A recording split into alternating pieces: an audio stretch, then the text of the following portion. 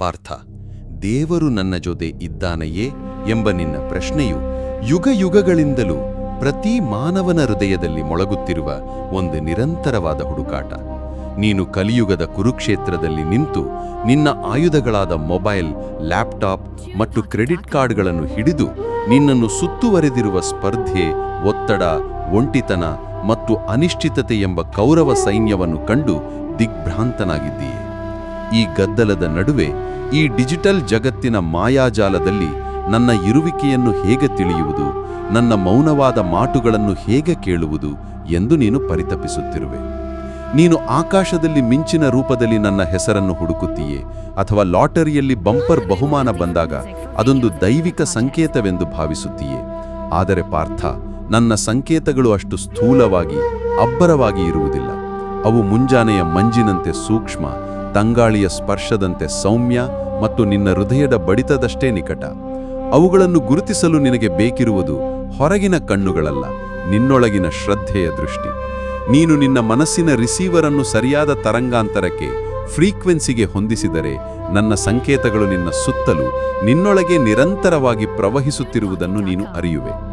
ನಾನು ನಿನ್ನೊಂದಿಗಿದ್ದೇನೆ ಎಂಬುದಕ್ಕೆ ನಾನು ಕಳುಹಿಸುವ ಮೊದಲು ಮತ್ತು ಅತ್ಯಂತ ಸ್ಪಷ್ಟವಾದ ಸಂಕೇತವೆಂದರೆ ನಿನ್ನ ಅಂತಃಕರಣದ ಧ್ವನಿ. ನಿನ್ನ ಮನಸ್ಸು ಒಂದು ಗದ್ದಲದ ಮಾರುಕಟ್ಟೆ. ಅಲ್ಲಿ ಸಾವಿರಾರು ಯೋಚನೆಗಳು, ಆಸೆಗಳು, ಭಯಗಳು ಮತ್ತು ಇತರರ ಅಭಿಪ್ರಾಯಗಳು ಕೂಗಾಡುತ್ತಿರುತ್ತವೆ.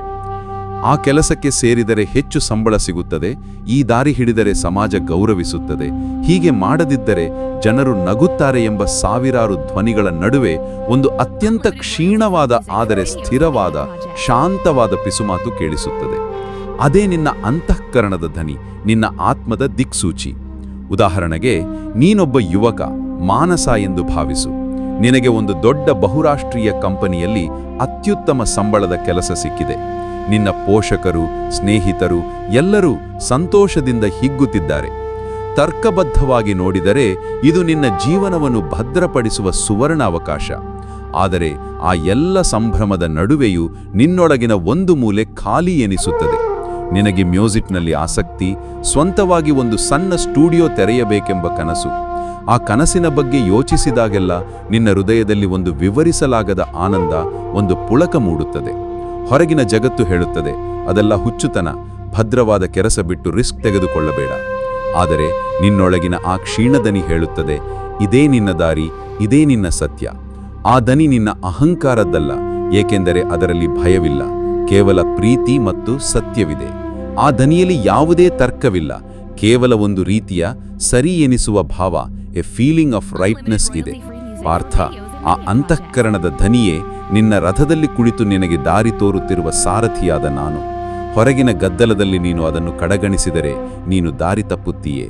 ಆದರೆ ನೀನು ದಿನದಲ್ಲಿ ಕೆಲ ನಿಮಿಷಗಳ ಕಾಲ ಮೌನವಾಗಿ ಕುಳಿತು ಆ ಗದ್ದಲವನ್ನು ಬದಿಗೊತ್ತಿ ಆಲಿಸಲು ಪ್ರಯತ್ನಿಸಿದರೆ ಜೀವನದ ಪ್ರತಿಯೊಂದು ಕಠಿಣ ನಿರ್ಧಾರದಲ್ಲೂ ನನ್ನ ಮಾರ್ಗದರ್ಶನ ನಿನಗೆ ಲಭ್ಯವಾಗುತ್ತದೆ. ನನ್ನ ಇರುವಿಕೆಯ ಎರಡನೇ ಸಂಕೇತವು ಅನಿರೀಕ್ಷಿತ ಸಂಯೋಗಗಳ ರೂಪದಲ್ಲಿ ಬರುತ್ತದೆ. ಇದನ್ನು ಆಧುನಿಕ ಜಗತ್ತಿನಲ್ಲಿ ಸಿಂಕ್ರೋನಿಸಿಟಿ ಅಥವಾ ಅರ್ಥಪೂರ್ಣ ಕಾಕತಾಳೀಯ ಎನ್ನುತ್ತಾರೆ.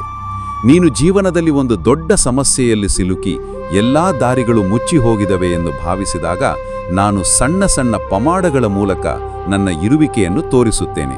ಉದಾಹರಣೆಗೆ, ಸುಮನಾ ಎಂಬ ಸಂಶೋಧಕಿಯನ್ನು ನೆನೆ. ಅವಳು ತನ್ನ ಪ್ರಾಜೆಕ್ಟ್ನ ಒಂದು ಕ್ಲಿಷ್ಟಕರ ಸಮಸ್ಯೆಗೆ ತಿಂಗಳುಗಟ್ಟಲಿಂದ ಪರಿಹಾರ ಹುಡುಕುತ್ತಿದ್ದಾಳೆ. ಅವಳು ಹತಾಶಳಾಗಿ ತನ್ನಿಂದ ಇದು ಸಾಧ್ಯವಿಲ್ಲವೆಂದು ಕೈ ಚೆಲ್ಲುತ್ತಾಳೆ. ಒಂದು ದಿನ ಮನಸ್ಸಿಗೆ ಬೇಸರವಾಗಿ ಕೆಲಸದಿಂದ ವಿರಾಮ ಪಡೆಯಲು ಹಳೆಯ ಪುಸ್ತಕದ ಅಂಗಡಿಗೆ ಹೋಗುತ್ತಾಳೆ. ಅಲ್ಲಿ ಪುಸ್ತಕಗಳನ್ನು ನೋಡುತ್ತಿರುವಾಗ ಆಕಸ್ಮಿಕವಾಗಿ ಅವಳ ಕೈ ತಗಿ ಯಾರೂ ಗಮನಿಸದ ಮೂಲೆಯಲ್ಲಿದ್ದ ಒಂದು ಧೂಳು ಹಿಡಿದ ಪುಸ್ತಕ ಕೆಳಗೆ ಬೀಳುತ್ತದೆ. ಬೇರೆನೋ ತೋಚದೆ ಅದನ್ನು ಕೈಗೆತ್ತಿಕೊಂಡು ಪುಟಗಳನ್ನು ತಿರುವಾಗ ಆ ಪುಸ್ತಕದ ಒಂದು ಪುಟದಲ್ಲಿ ಅವಳ ಸಮಸ್ಯೆಗೆ ನೇರವಾಗಿ ಸಂಬಂಧಿಸಿದ ಒಂದು ಸಿದ್ಧಾಂತದ ಬಗ್ಗೆ ವಿವರಿಸಿರುತ್ತದೆ. ಅದು ಅವಳ ಸಂಶೋಧನೆಗೆ ಹೊಸ ದಿಕ್ಕನ್ನೇ ತೋರಿಸುತ್ತದೆ. ಇದು ಕೇವಲ ಕಾಕತಾಳೀಯವೇ? ಖಂಡಿತ ಇಲ್ಲ. ಅಥವಾ ನೀನು ನಿನ್ನ ಮಗುವಿನ ಶಾಲೆಯ ಶುಲ್ಕ ಕಟ್ಟಲು ಹಣಕ್ಕಾಗಿ ಪರದಾಡುತ್ತಿರುತ್ತೀಯೇ. ನಾಳೆಯೇ ಕೊನೆಯ ದಿನ. ಏನು ಮಾಡಬೇಕೆಂದು ತೋಚದೆ ನೀನು ಚಿಂತೆಯಲ್ಲಿ ಮುಳುಗಿರುತ್ತೀಯೇ. ಇದ್ದಕ್ಕಿದ್ದಂತೆ 5 ವರ್ಷಗಳಿಂದ ಸಂಪರ್ಕವೇ ಇಲ್ಲದ ನಿನ್ನ ಹಳೆಯ ಸ್ನೇಹಿತನೊಬ್ಬ ಕರೆ ಮಾಡಿ, ಕ್ಷಮಿಸು ಮಿತ್ರ, ನಾನು ನಿನಗೆ ಕೊಡಬೇಕಾದ ಹಳೆಯ ಸಾಲ ನೆನಪಾಯಿತು, ಈಗಲೇ ಆನ್ಲೈನ್ನಲ್ಲಿ ವರ್ಗಾವಣಿಸ್ತಾ ಇದ್ದೇನೆ ಎನ್ನುತ್ತಾನೆ. ಜನರು ಇದನ್ನು ಅದೃಷ್ಟ, ಲಕ್ ಅಥವಾ ಕೋಇನ್ಸಿಡೆನ್ಸ್ ಎನ್ನಬಹುದು. ಆದರೆ ಪಾರ್ಥ, ಈ ಬ್ರಹ್ಮಾಂಡದಲ್ಲಿ ಯಾವುದೂ ಆಕಸ್ಮಿಕವಲ್ಲ. ಪ್ರತಿಯೊಂದು ಘಟನೆಯೂ ಒಂದು ಬೃಹತ್ ಅದೃಶ್ಯವಾದ ಜಾಲದಲ್ಲಿ ಹೆಣೆಕೊಂಡಿದೆ. ಆ ಜಾಲದ ಸೂತ್ರಧಾರ ನಾನು. ನೀನು ಪ್ರಾಮಾಣಿಕವಾಗಿ ಪ್ರಯತ್ನಿಸುತ್ತಿರುವಾಗ ಮತ್ತು ನಿನಗೆ ನಿಜವಾಗಿಯೂ ಸಹಾಯದ ಅಗತ್ಯವಿದ್ದಾಗ ನಾನು ಸರಿಯಾದ ವ್ಯಕ್ತಿಗಳನ್ನು, ಸರಿಯಾದ ಪುಸ್ತಕಗಳನ್ನು, ಸರಿಯಾದ ಅವಕಾಶಗಳನ್ನು, ಸರಿಯಾದ ಆಲೋಚನೆಗಳನ್ನು ನಿನ್ನ ದಾರಿಗೆ ತಂದು ನಿಲ್ಲಿಸುತ್ತೇನೆ. ಇವು ನನ್ನ ಪ್ರೀತಿಯ ಸಣ್ಣ ಪತ್ರಗಳು.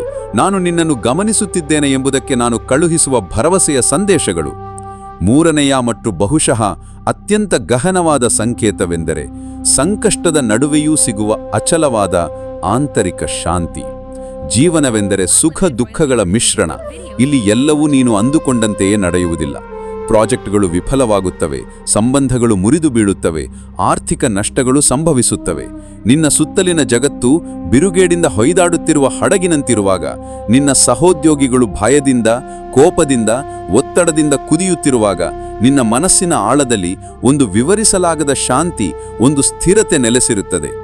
ಹೊರಗಿನ ಬಿರುಗೇಡು ನಿನ್ನನ್ನು ಸ್ಪರ್ಶಿಸಲು ಸಾಧ್ಯವಾಗದಂತಹ ಒಂದು ಅದೃಶ್ಯ ಕವಚ ನಿನ್ನ ಸುತ್ತ ಇರುತ್ತದೆ. ಉದಾಹರಣೆಗೆ, ವಿಕ್ರಮ್ ಎಂಬ ತಂಡದ ನಾಯಕನ ಕಥೆಯನ್ನು ನೋಡಿ. ಅವನ ತಂಡವು ಒಂದು ದೊಡ್ಡ ಪ್ರಾಜೆಕ್ಟ್ ಅನ್ನು ಕಳೆದುಕೊಂಡಿದೆ. ಕ್ಲೈಂಟ್ ಕೋಪಗೊಂಡಿದ್ದಾನೆ, ಮೇಲಾಧಿಕಾರಿಗಳು ಕೆಂಡಮಂಡಲರಾಗಿದ್ದಾರೆ, ತಂಡದ ಪ್ರತಿಯೊಬ್ಬರ ಸಹಯೋಗಿಗಳು ಒಬ್ಬರನ್ನೊಬ್ಬರು ದೂಷಿಸುತ್ತಾ ಭಯಭೀತರಾಗಿದ್ದಾರೆ. ಆದರೆ ವಿಕ್ರಮ್ ಆ ಕ್ಷಣದಲ್ಲಿ ದುಃಖಿತನಾದರೂ ಅವನ ಮನಸ್ಸು ಸ್ಥಿಮಿತದಲ್ಲಿರುತ್ತದೆ. ಅವನು ಪ್ಯಾನಿಕ್ ಆಗುವುದಿಲ್ಲ.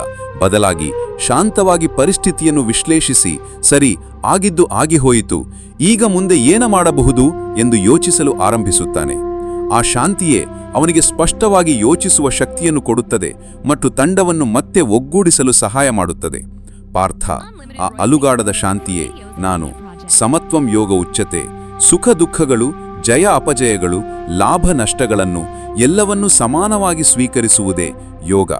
ಯಾವಾಗ ನೀನು ಹೊರಗಿನ ಘಟನೆಗಳು ನಿನ್ನ ಆಂತರಿಕ ಆನಂದವನ್ನು ನಿರ್ಧರಿಸಲು ಬಿಡುವುದಿಲ್ಲವೋ, ಆಗ ನೀನು ನನ್ನನ್ನು ನಿನ್ನೊಳಗೆ ಕಂಡುಕೊಂಡಿರುತ್ತೀಯೇ. ಆ ಶಾಂತಿಯೇ ನಾನು ನಿನ್ನ ಹೃದಯವೆನ್ನುವ ಸಿಂಹಾಸನದ ಮೇಲೆ ಆಸೀನನಾಗಿದ್ದೇನೆ ಎಂಬುದಕ್ಕೆ ಅತಿ ದೊಡ್ಡ ರಾಜಮುದ್ರೆ. ನಾನು ನಿನ್ನೊಂದಿಗಿದ್ದೇನೆ ಎಂಬುದಕ್ಕೆ ಮತ್ತೊಂದು ಮಹತ್ವದ ಸಂಕೇತವೆಂದರೆ ನಿನ್ನ ಸಂಕಷ್ಟಗಳೇ ನಿನ್ನ ಶಕ್ತಿಯಾಗಿ ಪರಿವರ್ತನೆಗೊಳ್ಳುವುದು.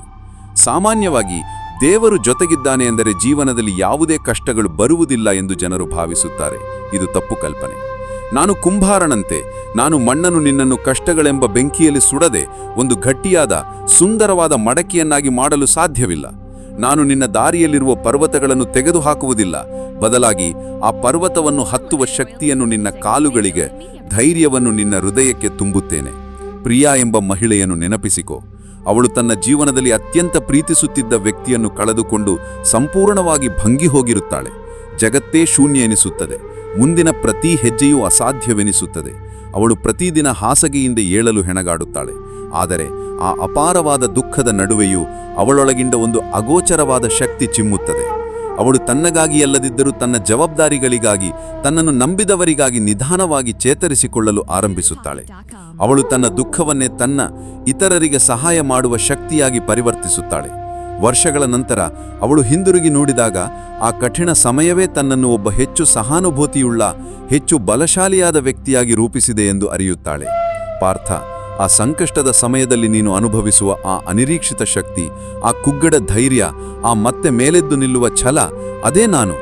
ನಾನು ನಿನ್ನ ಕಣ್ಣೀರನ್ನು ಒರೆಸಲು ಬರದೇ ಇರಬಹುದು, ಆದರೆ ಆ ಕಣ್ಣೀರಿನ ಹಿಂದಿರುವ ಶಕ್ತಿಯಾಗಿ ನಾನೇ ನಿಂತಿರುತ್ತೇನೆ. ನಿನ್ನನ್ನು ಮುರಿಯಲು ಬಂದ ಪ್ರತಿಯೊಂದು ಪೆಟ್ಟನ್ನು ನಿನ್ನನ್ನು ಗಟ್ಟಿಗೊಳಿಸುವ ಉಲಿಯಾಗಿ ನಾನೇ ಪರಿವರ್ತಿಸುತ್ತೇನೆ.